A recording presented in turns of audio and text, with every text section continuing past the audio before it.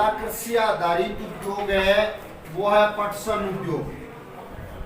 कौन सा है? पटसन उद्योग है।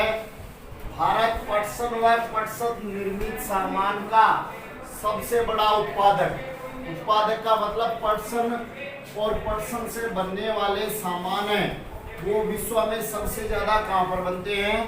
भारत में बनते हैं। और निर्यातक है, निर्यात करने वाला है बांग्लादेश के बाद में दूसरा।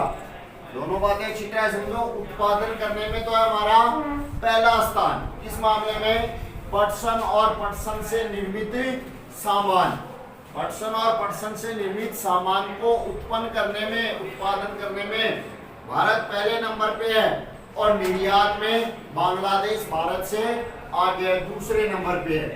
2010-11 का आंकड़ा है, उसमें भारत में 80% उद्योग थे। 2010-11 में भारत में 80% के कारखाने थे और ज्यादातर कारखाने कहाँ थे? पश्चिमी बंगाल में हुगली नदी, पश्चिम बंगाल में एक नदी है जिसका नाम है हुगली नदी। हुगली नदी के तट किनारे पर 98 किलोमीटर लंबे और 3 किलोमीटर चौड़ी एक संकरी मेखला के रूप में थे।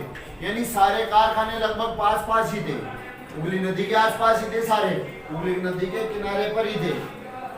अब हुगली नदी के किनारे पर क्यों थे इसका कारण नीचे है। भाई हुगली नदी के किनारे पर ही क्यों और कहीं पर क्यों नहीं स्थापित हुए? तो अभी केवल इतना है कि 10-11 में 98 कारखाने थे और उनमें से सारे कारखाने हुगली नदी के तट पर 98 किलोमीटर लंबी और 3 किलोमीटर सक्रिय मेखला के रूप में विद्यमान थे। जब भारत का पहला पटसन उद्योग है उसकी स्थापना कहां पर की गई? कोलकाता के निकट रिसरा नामक स्थान में। याद रखना भाई, इंपॉर्टेंट पर्सन है ये, इंपॉर्टेंट पर्सन है। भारत का पहला पटसन उद्योग कब और कहां स्थापित किया गया? तो भारत का पहला पटसन उद्योग कोलकाता के निकट रिसरा नामक स्थान पर कब? 1855 में। कल एक और आया था, कल हमने एक और उद्योग की चर्चा की थी, दोबारा दोहरा रहा हूं ताकि याद हो जाए। कौन से उद्योग की? सूती वस्त्र मिल की। भारत का पहला सूती वस्त्र उद्योग कहां पर स्थापित किया गया? मुंबई में। कब? 1854 में। याद रहने वाली बात है दोनों, 54-55। 1854 में सूती वस्त्र मिल और 55 में पटसन उद्योग।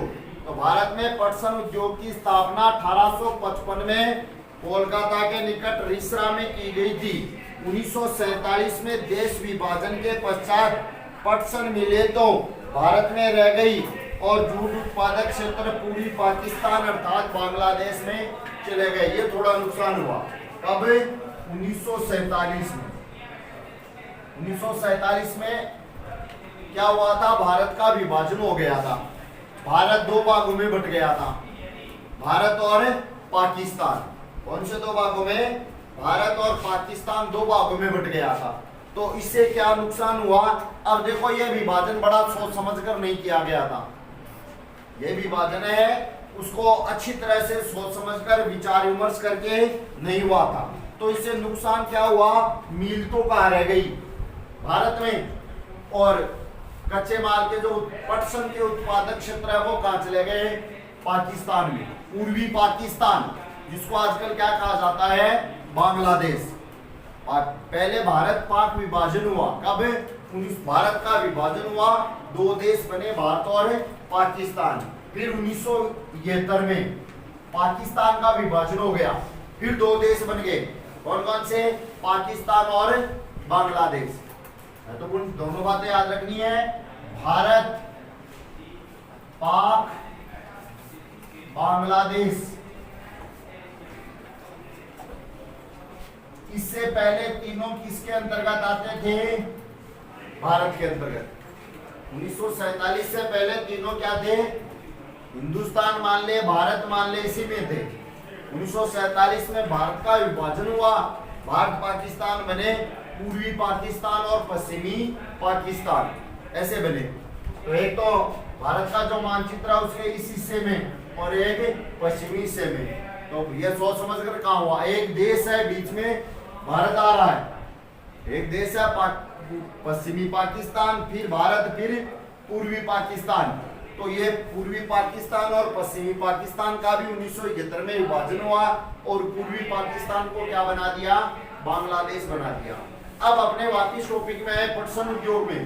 भाई विभाजन की तो थोड़ी सी बात आई तो बता दी। अब पटसन उद्योग की 1855 में स्थापना हुई। 47 में थोड़ी दिक्कत आई। क्या दिक्कत आई कि मिल तो भारत में रह गई और पटसन उत्पादक क्षेत्र 3/4 75% के लगभग बांग्लादेश में रह गए। इस कारण समस्या आई, यानी उत्पादन में थोड़ा असर पड़ा। अगला है पटसन उद्योग का हुगली नदी के तट पर स्थित होने के कारण प्रश्न बन गया है। एक प्रश्न बन गया है कि पटसन उद्योग है, हमने देखो यहाँ पर यह अध्ययन किया कि 80 पटसन उद्योग है और ये सारे के सारे कहाँ पर है, हुगली नदी के तट पर है। तो ऐसा क्यों है, हुगली नदी के तट पर सारे के सारे पटसन उद्योग क्यों स्थित है, इसके कारण क्या है, प्रश्न पूछ लिया जाए हमें। पटसन उद्योग का हुगली नदी के तट पर केंद्रीकरण होने का, स्थायीकरण होने का या हुगली नदी के तट पर स्थित होने के क्या कारण है। तो पहला कारण है पटसन उत्पादन क्षेत्रों की निकटता। भाई किसी भी उद्योग की अगर आप स्थापना करेंगे तो उसमें जो कच्चा माल है वो अगर पास में मिल जाए तो और क्या चाहिए हमें। तो पटसन उत्पादक क्षेत्र है वो हुगली नदी के आसपास ही है। पटसन देखो ये ना पश्चिमी बंगाल, तो यहाँ पर यह पटसन उत्पादक क्षेत्र हुगली नदी है, उसके आसपास ही ऐसे इलाके हैं जहाँ पर पटसन की खेती होती है, पटसन का उत्पादन किया जाता है, पहला कारण। दूसरा रेल और जल परिवहन का जाल। कोलकाता बड़ा एक केंद्र है, भाई कोलकाता एक बड़ा नगर है, तो यहाँ पर रेल और जल परिवहन, नदी है तो जल हुगली नदी बड़ी भी है, जल परिवहन का जाल भी बिछा हुआ है। तो माल को लाने ले जाने में, कच्चा माल को लाने ले जाने में, तैयार माल को लाने ले जाने में कोई दिक्कत नहीं होगी। कच्चा माल का मिलों तक परिवहन में सहायक है क्या, रेल और जल परिवहन। रेल और जल परिवहन से क्या फायदा है, कच्चा माल है उसको उत्पादक क्षेत्रों से कहां तक, मिलों तक आसानी से लाया जा सकता है, तो ये फायदा है हुगली नदी के तट का। ये फायदे होने के कारण है, पहला फायदा क्या है, हुगली नदी के आसपास पटसन उत्पादक क्षेत्र है। दूसरा फायदा क्या है, यहाँ पर रेल परिवहन का जाल है, यानी रेल और जल परिवहन खूब है, जाल होने का मतलब बहुतायत से है। और बहुतायत का फायदा क्या है, कच्चा माल मिलों तक आसानी से पहुंच जाता है। अगला क्या है, कच्चे पटसन को संधारित करने में प्रचुर जल। जो पटसन उत्पादक क्षेत्रों से पटसन लाया जाता है वो कच्चा पटसन होता है, उसको साफ करने में पानी की बहुत ज्यादा आवश्यकता होती है, और वो पानी कहाँ मिल जाता है, हुगली नदी के तट पर मिल जाता है। तो कच्चे पटसन को संधारित करने में जल है वो भी हुगली नदी से मिल जाता है। पश्चिम बंगाल, उड़ीसा, बिहार, उत्तर प्रदेश आसपास के इलाके, सीमावर्ती राज्य, पश्चिम बंगाल, उड़ीसा, बिहार और उत्तर प्रदेश, यहाँ से मजदूर है वो सस्ते मिल जाते हैं, तो मजदूरी भी कम लगती है। कोलकाता का एक बड़े नगरीय केंद्र के रूप में, कोलकाता एक बड़ा नगरीय केंद्र है, तो वहां से बैंकिंग की और बीमा की सुविधा है, उसमें दिक्कत नहीं होती है। धन की और बैंकों से संबंधित गतिविधियों की, लोन लेने की, पैसे जमा कराने की, निकलवाने की, बीमा करवाने की सारी सुविधाएं कोलकाता से मिल जाती है।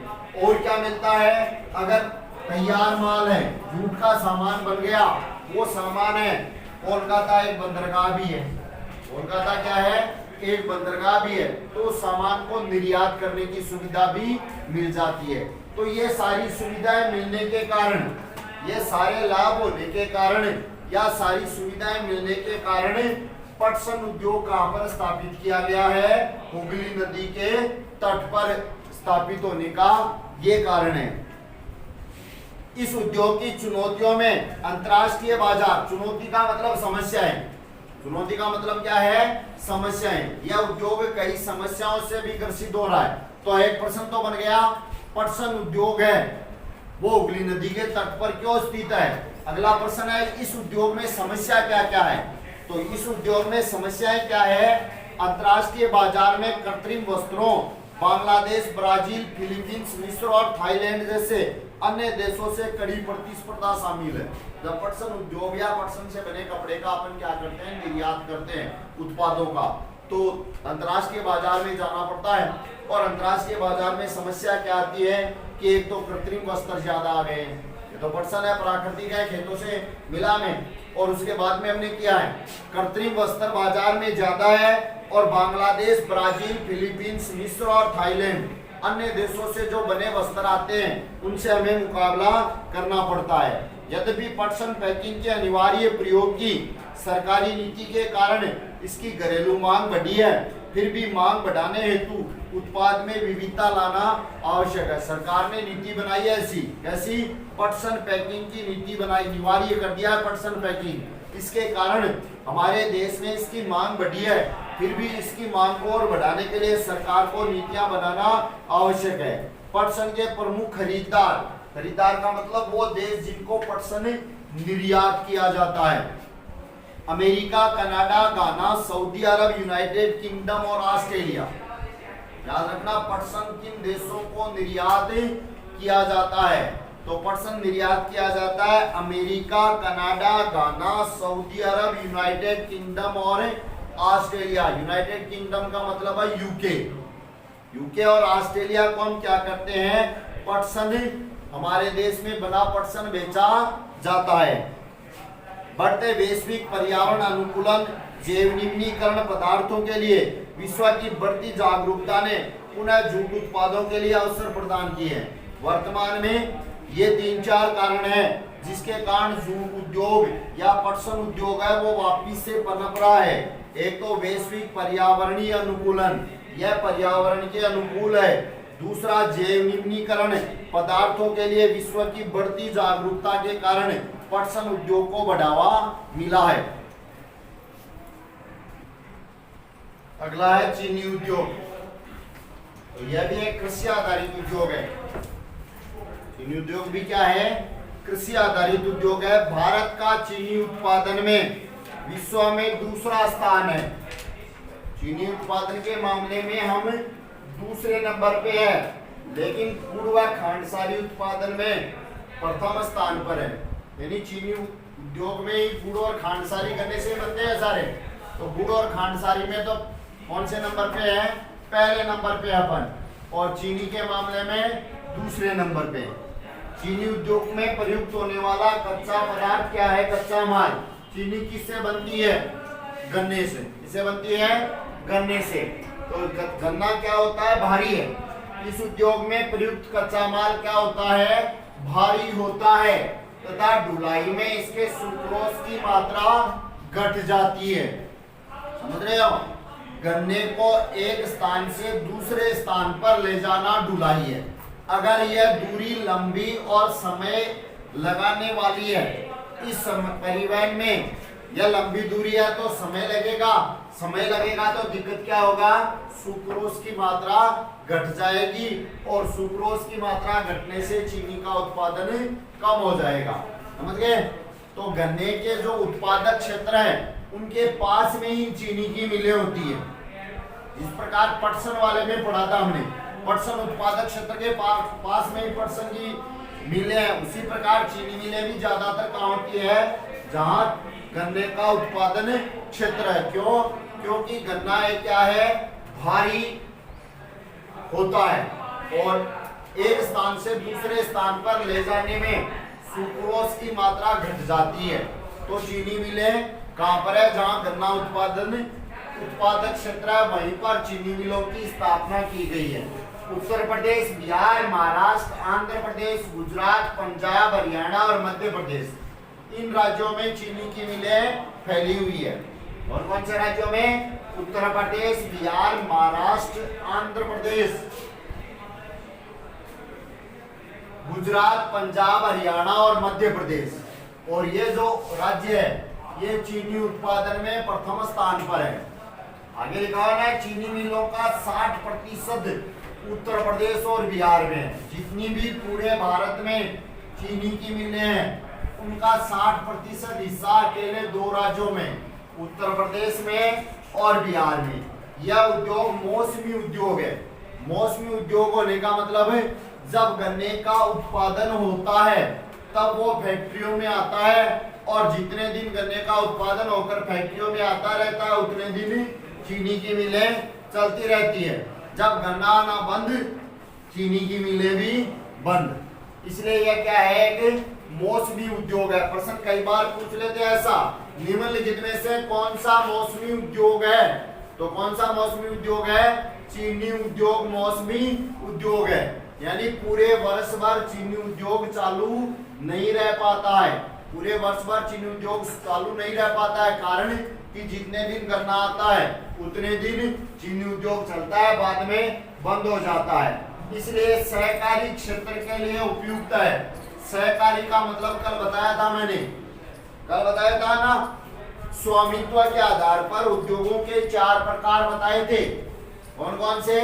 सार्वजनिक, निजी, संयुक्त और सहकारी। तो सहकारी जिसमें उत्पादक और कच्चे माल के आपूर्ति करता है, दोनों शामिल हो, दोनों का नियंत्रण और स्वामित्व हो, और लाभ का अनुपात, जिस अनुपात में पूंजी लगे उस अनुपात में लाभ बांट लिया जाए, वो सहकारी है।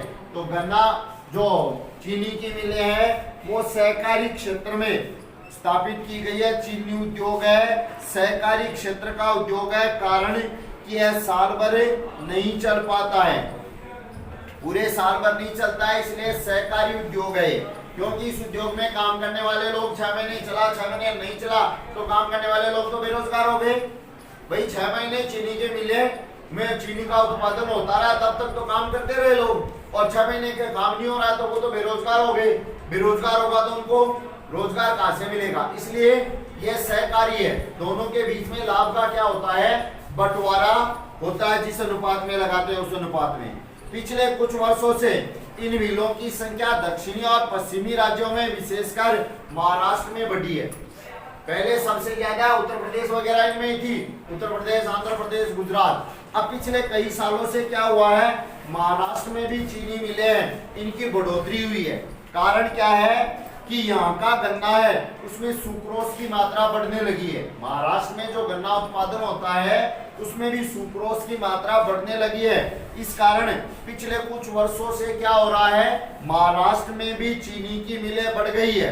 और यहाँ की जलवायु है, महाराष्ट्र की जलवायु कैसी है? ठंडी है, वो भी इसके लिए गुणकारी है। प्रश्न पूछ लिया जाए हमें कि पिछले कुछ वर्षों से महाराष्ट्र में चीनी की मिलों की संख्या क्यों बढ़ी है? तो बढ़ने का कारण क्या है? महाराष्ट्र में जो गन्ना उत्पादित होता है उसमें सुक्रोज की मात्रा बढ़ गई। और दूसरा कारण क्या होता है, महाराष्ट्र की जलवायु कैसी है? ठंडी जलवायु है, जो इसके लिए गुणकारी है। और महाराष्ट्र में सहकारी समितियां भी है। कल हमने जो सहकारी उद्योग पढ़ा था उसका एक उदाहरण आया था, महाराष्ट्र की चीनी मिले पढ़ा था ना हमने, केरल के नारियल उद्योग। ये 2 उदाहरण आए थे सहकारी समितियों के या सहकारी उपक्रम के। तो महाराष्ट्र में सहकारी उपक्रम भी, सहकारी समितियां भी है। महाराष्ट्र की जलवायु ठंडी है, वो गन्ने के चीनी उद्योग के लिए गुणकारी है। महाराष्ट्र में जिस गन्ने का उत्पादन होता है वो गन्ना कैसा है? सुक्रोज की मात्रा बढ़ाने वाला। इस उद्योग की प्रमुख समस्याएं, यह प्रश्न भी कई बार पूछा गया है परीक्षा में। परीक्षा में कई बार अगर अभ्यासाध्याय में पूछा जाए तो निम्न में से कौन सा उद्योग मौसमी उद्योग है? फिर छोटा प्रश्न पूछा जाए तो गन्ना उद्योग के लिए या चीनी उद्योग के लिए कच्चा माल कौन सा है? गन्ना है। फिर और इससे थोड़ा बड़ा पूछा जाए तो कैसे पूछेंगे कि चीनी की मिलें गन्ना उत्पादक क्षेत्रों के पास में क्यों लगाई जाती है? क्योंकि परिवहन में गन्ना भारी होता है, परिवहन में समय लगता है, समय लगने के कारण इसमें सुक्रोज की मात्रा घट जाती है, और सुक्रोज की मात्रा घटने के कारण चीनी का उत्पादन कम होता है। फिर चीनी मिलें कहाँ पर है? तो उत्तर प्रदेश, महाराष्ट्र, आंध्र प्रदेश, गुजरात, पंजाब और हरियाणा। फिर अगला प्रश्न पूछा जाए तो क्या पूछेंगे, भारत का सबसे बड़ा चीनी उत्पादक राज्य कौन सा है, या सबसे ज्यादा चीनी की मिलें कहाँ पर है? तो कहाँ पर है? उत्तर प्रदेश में। अब चीनी की मिलें हैं तो एक बात और साबित हो गई, गन्ना भी सबसे ज्यादा कहाँ होगा? महाराष्ट्र में ही होगा। भाई चीनी सबसे ज्यादा, मिलें सबसे ज्यादा है, चीनी की मिलें कहाँ होती है? जहाँ गन्ना उत्पादक क्षेत्र होते हैं। तो गन्ने उत्पादन में भी उत्तर प्रदेश का नाम आ गया। देखो 2 चीजें साथ में याद हो रही है, चीनी की मिलें भारत में सबसे ज्यादा कहाँ पर है? तो जहां पर चीनी की मिलें है वहां पर ही गन्ने का उत्पादन भी होता है। तो इनमें अगर गन्ना उत्पादक राज्यों के नाम पूछे तो भी ये लिख सकते हैं अपन, और चीनी उत्पादक में ये है ही। अब अगला प्रश्न है चीनी उद्योग के लिए समस्याएं। चीनी उद्योग है उनको किन समस्याओं का सामना करना पड़ता है? तो पहली समस्या तो यह है अल्पकालिक उद्योग है, यानी साल भर चलने वाला नहीं है। इसलिए इसमें क्या होता है, रोजगार की समस्या रहती है। यानी 6 महीने रोजगार मिल गया फिर नहीं मिलता है। घर बैठे रोजगार तो देते हैं वो, लेकिन जितना काम करते हैं उतना रोजगार नहीं मिल पाता है। दूसरा, इसमें जो तकनीक काम में ली जाती है वो बहुत पुरानी है और असक्षम तकनीक है, वर्तमान युग के लिए सक्षम नहीं है। मशीनें वगैरह है वो पुरानी है। अगला है परिवहन असक्षमता से गन्ने का कारखानों में समय पर नहीं पहुंचना। परिवहन असक्षमता का मतलब परिवहन के जो साधन है वो इतने सक्षम नहीं है कि गन्ना को क्या कर सके, समय पर कारखानों में पहुंचा सके। और जब गन्ना समय पर कारखानों में नहीं पहुंचता है तो इसमें सुक्रोज की मात्रा घट जाती है। और अगला कारण है गन्ने की खोई का ज्यादा से ज्यादा इस्तेमाल न कर पाना। ये गन्ना उद्योग की समझ है, चीनी उद्योग की समस्याएं। अब है खनिज आधारित उद्योग।